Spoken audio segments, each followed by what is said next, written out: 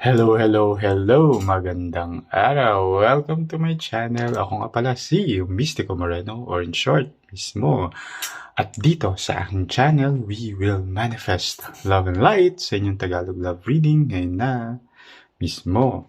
Okay, so ang gagawin natin today ay ang inyong third party energy love reading. Okay? At para ito sa lahat ng water signs, Cancer, Pisces, and Scorpio. Okay. And please take note na ang third-party energy ay hindi lamang romantic. So anything or anyone na may effect sa inyo ng person mo or nakaka-apekto sa connection or relationship mo with your person, okay, ay third-party energy. So, pwedeng kaibigan, kapamilya, kamag-anak, katrabaho, kaklase. So, pwedeng trabaho din mismo, school, career, di ba?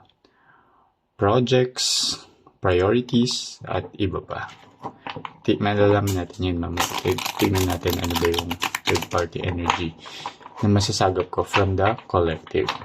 Okay, so gusto mong magpasalamat din sa lahat ng Cancer, Pisces, and Scorpio na patuloy na sumusuporta sa Mystico Moreno channel. Maraming salamat po at sa mga bago, please continue to support by subscribing and liking this video. It helps the channel grow para mas marami pa akong magawang love reading para sa inyo sa mga susunod na araw. Okay? So, bubunot ako dito ng tatlong set. 2 cards each. So, 2 for the recent past, 2 for the present, and 2 for the near future. Tapos, alamin natin yung detalye with the other deck. Okay, sige. Simulan na natin. So, I'll take the 4th card dahil April na ngayon. So, in the recent past, you have Queen of Wands,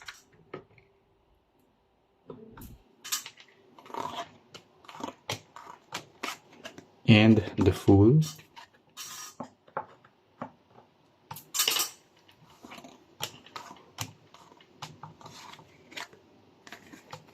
at the present moment, merong King of Swords,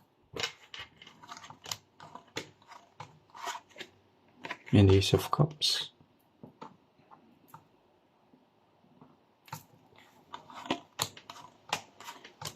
At sa near future, there's 3 of Wands,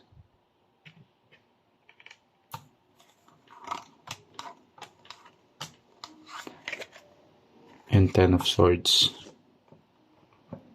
Okay.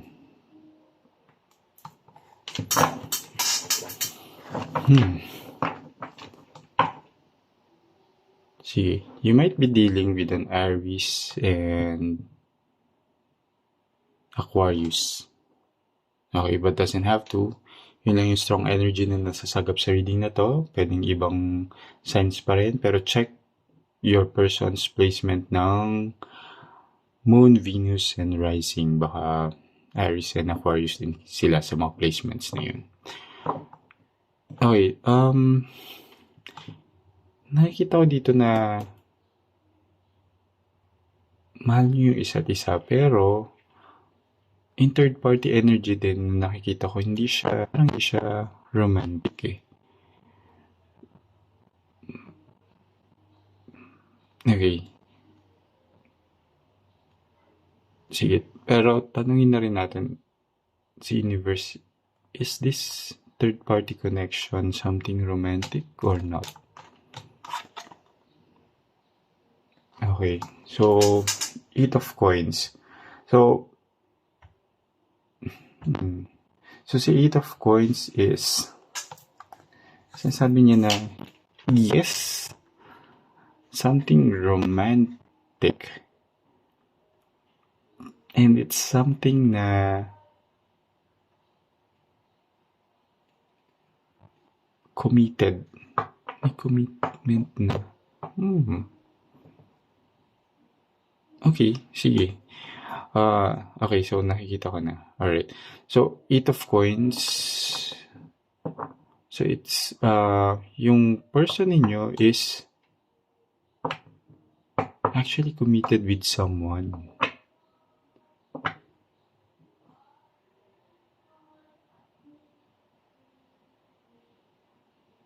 Pero at the moment,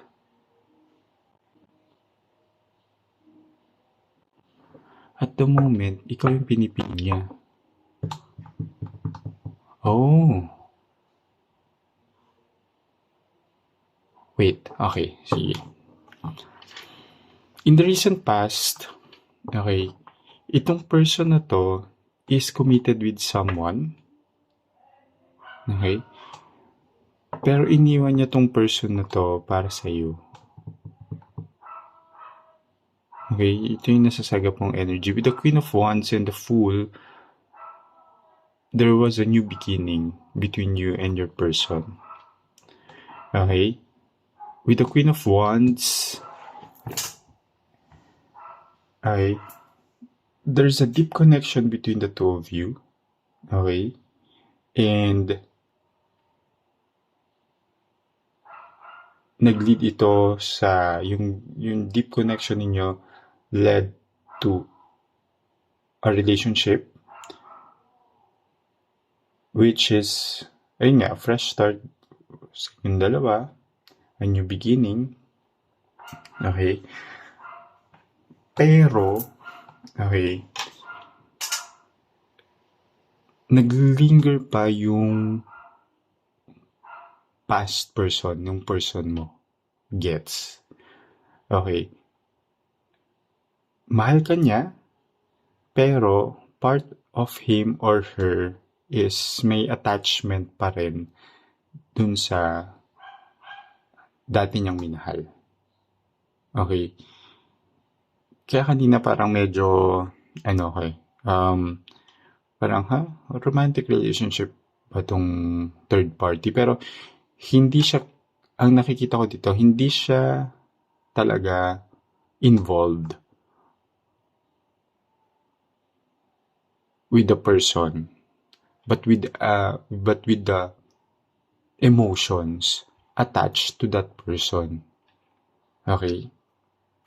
So, kasi here in the present moment, okay, with the Ace of Cups, yun nga,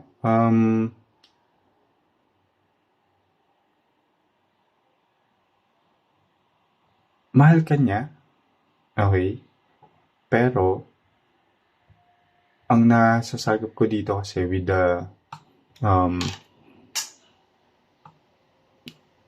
King of Swords, okay, and since this is a third party energy reading, so ang nakikita ko dito with the King of Swords is yung parang part of him or her is still loyal or attached nga dun sa ex niya. Yun na lang. So hindi siya romantically involved with that ex. Pero part of him or her is still like reminiscing, 'di ba? Yung mahal ka niya, pero may parte pa sa kanya. I think hindi pa siya fully moved on kasi from the ex. Okay? Pero mahal ka niya. As shown here with the Ace of Cups plus the Queen of Wands and the Fool in the recent past. Mahal ka ng tao na to. Okay? Pero hindi pa siya fully moved on or fully healed from the past. I think, ang nakikita ko pa nga dito is, iniwan kasi siya. Siya yung iniwan. Kaya, mahal pa niya yung person, pero iniwan siya. Okay? Pero nakilala ka niya, and na-in love siya sa'yo. Pero, alam mo yun, may mga naglilinger pa rin yung energy ng ex. Alright? Now, in the near future with 3 of Wands, here. Oh, ikaw, tinitingnan mo, you're waiting and seeing uh, what's going to happen next. Okay. Aware ka. I think naging honest naman din siya sa'yo. Kasi with the King of Swords, it's a card also of honesty. And I think na-share din naman ito ng person mo sa'yo. Okay, hindi naman siya, parang hindi niya hinide or hindi niya parang hindi niya pinalabas sa'yo na sobrang ikaw lang. But what I mean is, naging open naman siya sa current situation niya. Naging open naman siya na ito yung nangyari, nakwento naman niya to sa'yo. So, aware ka naman na yun din, parang may feelings pa siya somehow dun sa ex niya. Okay? Pero at the present moment, mahal niyo yung isa't isa, very honest naman din siya sa'yo. Ano yung mga pinagdadaanan niya, ano yung mga nararamdaman niya. And I can see here naman that you appreciate it din naman. Kasi in the near future, there will be an ending with the Ten of Swords. Pero tingnan natin, ang nakikita ko ditong ending is ending nung sa past niya. Okay? Na siya mismo kasi he or she is in love din sa'yo and there's a lot of romance here with the Three of Wands din naman between the two of you. Okay? And I also see here that your person is going to take action. Going to take action to leave fully the past behind and put an end to it. Kasi siya din yung nahihirapan. Okay? So, with the Ten of Swords here, it's a card of ending, but it's not an ending between the two of you, but the ending between him or her and his or her ex. Na tama na, di ba? So, this is something good. Okay, pero tingnan natin yung detalye with the other deck. Ano ba yung mga kaganapan dito? At habang binabalasa ko to, just a reminder, as I always do, that this is a collective reading. So, it may or may not resonate with everyone. So, some more, dahil collective reading ito, take whatever resonates, leave the rest behind. Kapag hindi talaga, huwag pilitin. Ibig lang sabihin, hindi ko nasagap yung energy ninyo. Because I'm tapping sa lahat ng water signs, 3 signs yan. Okay, Cancer, Pisces, and Scorpio. Somewhere it's a collective. So, abangan nyo na lang kung hindi nag-resonate. Abangan nyo na lang yung mga susunod ko pang love reading sa mga susunod na araw. Pero pwede nyo rin panoorin yung mga past videos na na-post ko na baka isa doon ay mag-resonate sa inyo. Dahil ang tarot and oracle readings naman talaga ay timeless. Okay, saka best talaga to really book a personal and private reading dahil yon ay naka-align at naka-tune na sa energy niyo mismo. Okay? So, hindi na siya tapping sa iba. So, story nyo lang talaga. Energy nyo lang talaga. Okay? Not anyone else's or everyone else's. Okay. Sige. So, tingnan natin yung detalye. I'll take the 4th card. So, in the recent past, so yeah, you have the Queen of Wands and the Queen of Swords.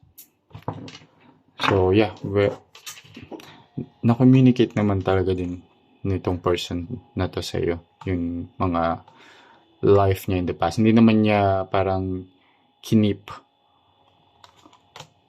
sa'yo yung mga nangyari. And with the Fool and then 4 of Pentacles. Ayan. So, yeah, Four of Pentacles is avoiding vulnerability. Kaya, yun nga. Kaya in the recent past, nung nakilala ka nga niya, medyo a bit vulnerable siya. Yun nga, iniwan siya ng person niya. Nasaktan siya. Okay. Mahal pa niya yung tao. Pero, he or she decided then to move on, move forward. Kaya, yun, nakilala ka niya and in love siya sa'yo. And naging honest naman siya with the Queen of Swords. It's a card of clear communication. And, ayun, at the present moment, okay, Six of Swords and King of Swords. So, ito gusto naman pa din talaga niya. Actually, yan, kaya nag-lead siya dito sa in the near future, gusto na rin niyang i-end yung mga nararamdaman niya from the past. Kasi with the Six of Swords here at the present moment, I can see here that your person is trying naman his or her best to fully let go of that. Okay? Itong Six of Swords is a card of moving on and healing and surrendering na wala na rin yun. Saka, I think nakikita ko rin dito na nagiging, alam niya, aware naman din siya na nagiging unfair na rin siya sa'yo. Pero mahal na mahal ka niya with the Ace of Cups and gagawin niya din talaga to. I mean, just allow your person to fully heal. Supportan mo siya, samahan mo siya sa journey na to. Huwag ka rin na parang, mahal mo pa rin siya, ganyan, di ba? Kasi nag-heal pa nga siya, pero mahal ka niya. Okay, so, just be patient then with your person dahil, ayun, may wounds lang siyang kailangan niyang gamutin at pagalingin, di ba? And with the Ace of Cups, ayan. So, Five of Wands. Ayun, with the Five of Wands, then, talaga, nalulungkot din siya. Nalulungkot din siya with sa nangyayari, di ba? And there's really this internal conflict going on sa kanya. With the Five of Wands na,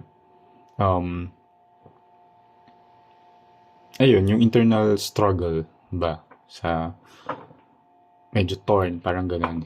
He or she felt torn, pero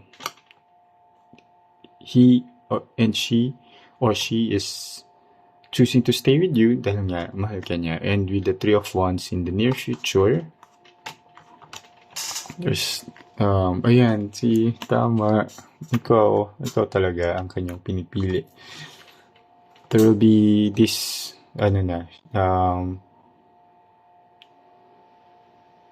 shift, di ba? Shift na iiwanan niya yung nakaraan at focus na lang siya sa present, which is you. I mean, maganda. One. And here, yeah.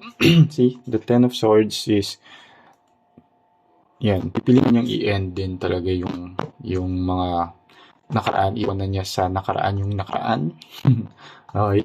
And with the Eight of Pentacles here, ayan, Eight of Pentacles is a card of commitment and dedication and effort. And nakikita ko talaga dito is itong commitment and dedication na to is towards you and the relationship. Okay? Mas mag-effort na siya ngayon. Yung mga dati na medyo feeling mo hindi rin siya nag-effort dahil nga di pa siya fully healed. Mas mag-effort na siya in the near future. And with the Wheel of Fortune pa, everything will go well and will work in your favor din. So, napakaganda. At saya. So, yeah, be patient lang. At the moment, allow your person to fully heal. Sabayan mo siya sa kanyang journey. Okay, wag mo rin siyang iwan dahil lang nag-heal pa siya. Kasi mahal ka naman ng tao na to. So, tignan natin ano yung message ni universe para sa inyo. Magbubunot ako ng 3 cards from this deck. That will be the message and advice ni universe sa inyo. So, 4th card. First card, Basil.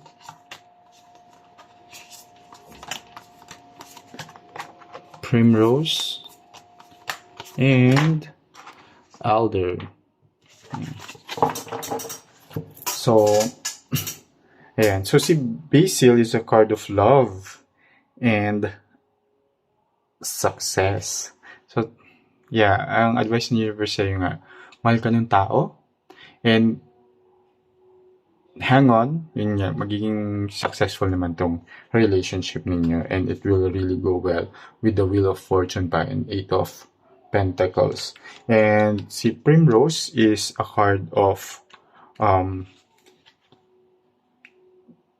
authenticity and vulnerability. Okay, so yun nga, mas magiging vulnerable din naman tong tao towards you. And mas magpapakatotoo na nga siya sa nararamdaman niya, which is, ikaw talaga yung pinipili at minamahal na niya ngayon. Parang past is past na, ganon. And with the Alder card, sinasabi din dito ni universe is, because Alder is a card of strength and balance. So, yan nga, mas magiging strong yung relationship ninyo, mas nagkakaroon ng balance and harmony between the two of you. So, yeah, sinasabi lang ni universe that everything will work out sa favor ninyo. Okay, so, ayun. That's the reading. Abangan nyo na rin mga susunod ko pang reading. Dito lang sa aking channel. Ako si Mystico Moreno, or in short, Miss Mo. Kita-kits. Ingat!